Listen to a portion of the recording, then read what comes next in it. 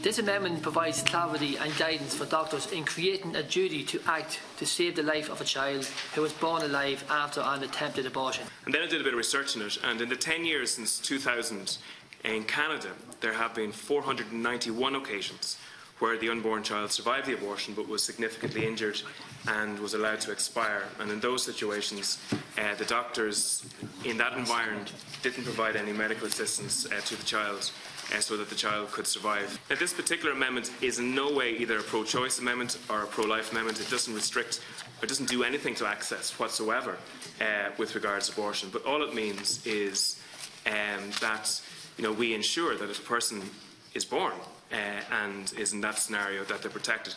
The amendment clarifies the fact that a termination of pregnancy was sought by the pregnant woman or certified under the Act does not per se alter the duty owed by doctors to take appropriate steps to preserve the life of any child born alive. I think it's a very reasonable amendment. But let me be very clear on this. There's not one doctor that I've come across working in our maternity services seeking this clarity, because they have the clarity. I think it's a shock tactic. I think it's a shock tactic. That's my view. Remember, we're allowed to have views. It's my view. It's a shock tactic, and it's really, I think, whether it's intentional or otherwise, it's insulting. It's insulting to doctors. It's insulting to women. Doctors know how to care for babies, but the idea that doctors wouldn't care is not borne out by reality. You've all heard on multiple occasions from the Masters of Maternity Hospitals, from the Institute of Obstetricians and Gynecologists.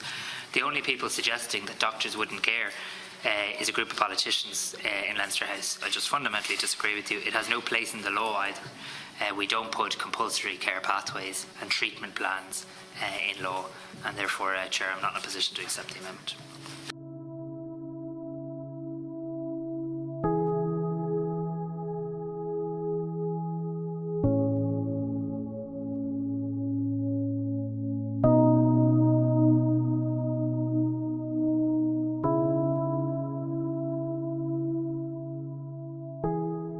If it is an abortion where the situation the child survived, we're putting forward that amendment just to make sure that there's protections put in place for the medical professionals. And what we're talking about here is if you are in that room where the baby was to be aborted, but if the baby is alive because of one reason or another, what we want clarity about is what's going to happen to the baby at that stage. You can call a vote on any amendment you want here and in the Dáil. That's how parliamentary democracy works. So it's not a matter whether my mind's made up. My mind is made up. My mind is made up to pass the bill. And your amendment references infants born alive. So infants born alive are cared for in our maternity hospitals. That's the point I'm making. Infants born alive are cared for. And what this amendment is doing is suggesting that there's a bit of doubt about that. That somewhere, if we don't put this in, there'll be a doctor who will hear a crying baby and not care for them. And I don't know what the Canadian law is like, Deputy Fitzpatrick, but I know what the Irish law is like. And the Irish law is very clear when it comes to viability. Where a pregnancy has reached viability, that abortion is not allowed in Ireland. Abortion is not allowed in Ireland.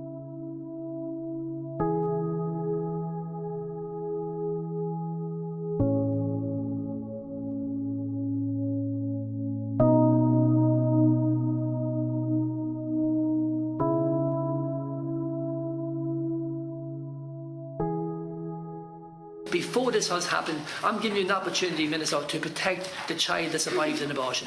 This is not about the unborn child, this is about the child that's born.